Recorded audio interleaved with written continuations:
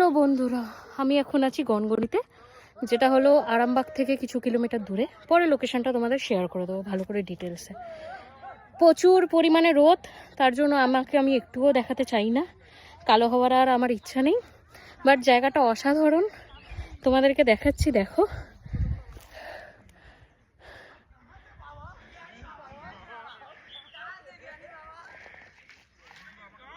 এবার আমি নিচে নেমে নেমে দেখছি যে আর কোথায় কোথায় যাওয়া যায়।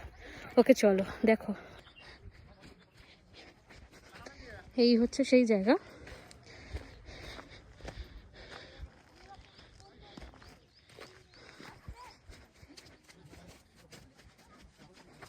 এই তো দাদা উঠেছে উপরে।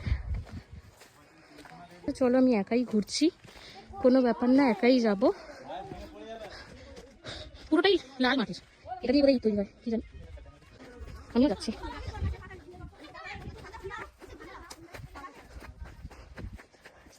কোথায় কেমন আছি?